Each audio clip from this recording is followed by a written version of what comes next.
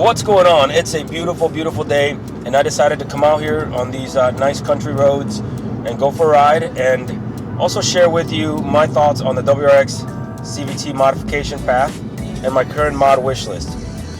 First of all, I'll say this, for those of you out there who are looking to buy this car, who don't own this car yet and are looking to buy this car, if your intention is to take this car to the track, if your intention is to highly modify this car, and by this car I mean the WRX with a CVT transmission, the automatic, right off the bat you have the 6-speed manual and you have the STI, which will offer you infinitely more and infinitely safer options to modify your car and add loads and loads of power to it without having to worry about blowing an $8,000 transmission. That being said, if you're like me and you got this car but you want a little bit more out of it, then not all is lost. Not all is lost. Okay, so there is a modification path for WRX CVT, but it's a little different than the 6-speed manual. And what do I mean by that?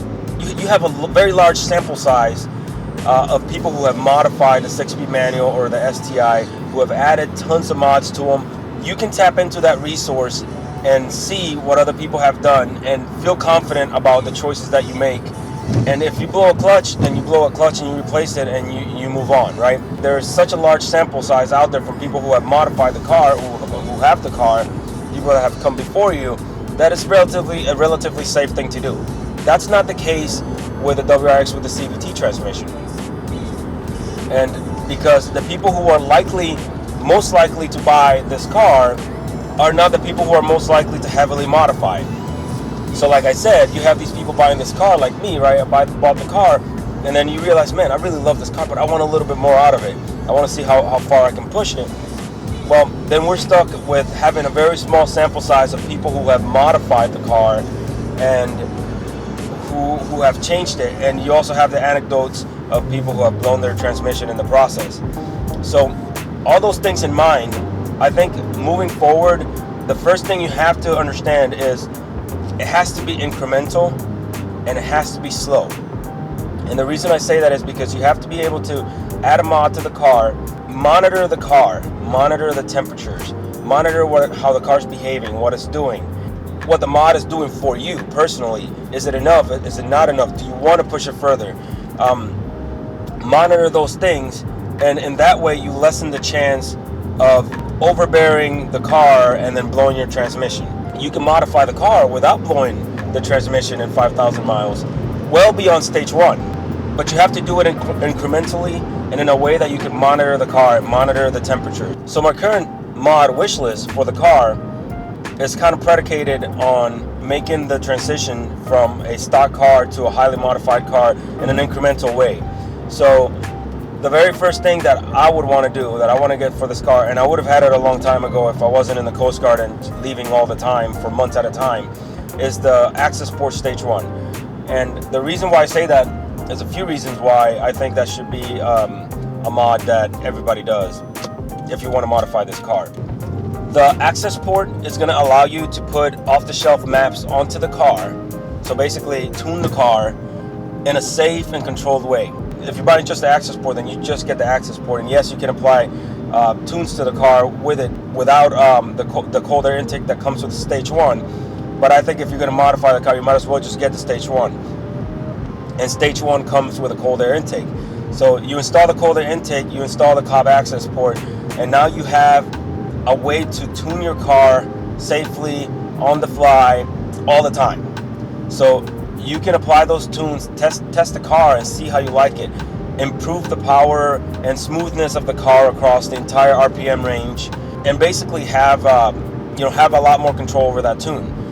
You want to give the car to your family, or like me, again, I'm in the military, right? So when I leave for months at a time, I can apply a very conservative tune to the car, or valet mode or something like that, and so that I know that the car's not getting abused while I'm gone. So, and another big thing with an access port is that if you do end up blowing the transmission, hopefully you don't, but if you do end up blowing the transmission, then you can go and bring the car back to stock. So remove the tune from the car, and hopefully your car will still get covered under warranty, right? Your transmission will still get covered under warranty. Now, there's no guarantee that that'll happen. There's no guarantee that they can't go in there and somehow find out that you had the car tuned. But there's a lot of people who have done that. They remove the tune, you take it in, and you get the car repaired under warranty. As long as you bring the car back to stock and you don't give them a reason to think that the car was modified to begin with, then you should be okay. So that's why the Cobb Access port is number 1 on my list. Number 2 on my list, or maybe even number 1, and I say that because who knows, maybe I will end up doing this first, and it's an absolute must, and I think that everyone should do this even if you don't modify the car, right? Even if you don't go to stage 1, and that's an aftermarket CVT cooler. So I'm looking at the Mishimoto Cvt Cooler, and they advertise a 20 degree difference from the stock, cooler that the car has. So if that's true, I have to do a little bit more research, but if that's true, then that's a worthwhile investment, and it's not that expensive or hard to do. So that's a very worthwhile investment, because heat is the number 1 killer of a transmission. You're going to be heating up that transmission fluid more, and if you heat it out of the specifications, it'll start deteriorating, and as it deteriorates, it will not do its job, and when it doesn't do its job, things will start breaking inside the transmission. That is just a given. So it is incumbent upon anyone who owns this car to add that CVT cooler very, very early on in their modification journey. That's very close up there with number 1 or number 2 for me. It doesn't have to be the Mishimoto transmission, because there are choices now. That's the one that I was looking at, just because I've seen a lot of people who have had good experiences with them. So I was looking at the Mishimoto transmission cooler, but there's options out there. So any transmission cooler that provides benefits and provides upgraded performance above the stock transmission cooler is a worthwhile investment for this car. Those are the modifications that I want to do for now, as far as power modifications that I want to do for now, because as I said at the beginning, I want this to be an incremental change, and I want to have enough time to study the car, to learn the car, to make sure that I'm not doing something that's going to end up being detrimental to the car, because what's the point in having a stage 2 car that you can only enjoy for 1,000 miles before you blow the transmission? So that being said, there's other mods that are definitely on my list that are not necessarily performance mods, right? Mods that'll gain you a lot of power gains, but they're still worthwhile to do. The TGV and EGR delete mods are definitely on my list. And if you didn't know, and I'm not gonna go in depth on the TGV and EGR because I'm gonna do a separate video on them, but if you didn't know, these 2 devices are emissions regulation devices that are put in there basically to regulate the car in certain circumstances. And it's like your appendix, right? It doesn't really do much for you, but when they break, they cause, big things to happen. Or they may cause issues in carbon buildup down the line, things of that nature.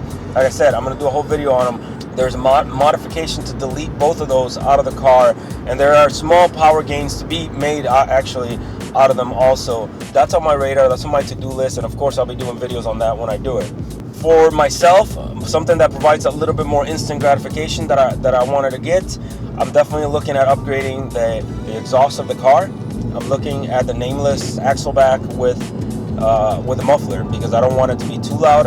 I'm a fairly conservative person, and I'm fairly conservative with the car, but the stock exhaust in the car is just too quiet.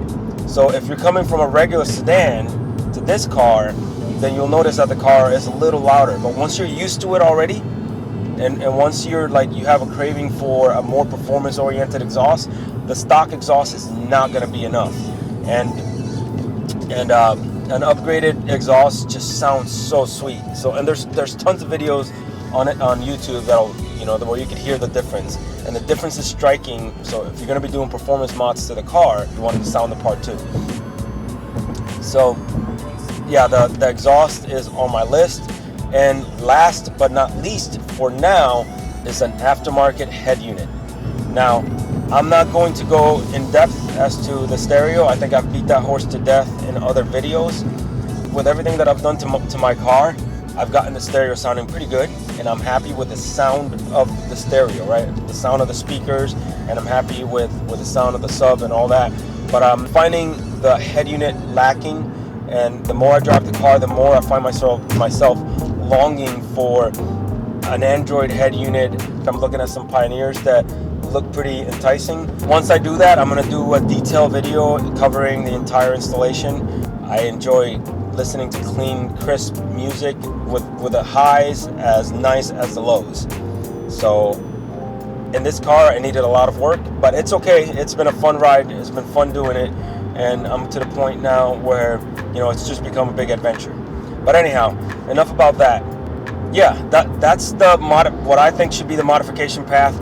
And by the way, that's not obviously the entire modification path. That's just what I see in the foreseeable future for me, because that's going to give me enough to, you know, basically get my feet wet a little bit and cut my teeth on this car, modifying the CVT, and it'll give me enough to play with there, so that I can move on to bigger, better things.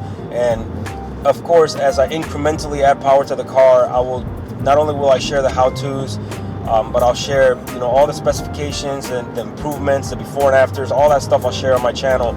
So hopefully we can build a community of more educated people, and we can keep pushing power out of this car. So yeah, that's it. I hope that this was worthwhile for somebody out there. Let me know what you think. Let me know what you think about my mods that I'm thinking about getting. Let me know what you think. If you think I should get something else, if you think something else will be more worthwhile than the things I mentioned, I'd like to hear from you. As always, I appreciate you watching, and until next video, take care.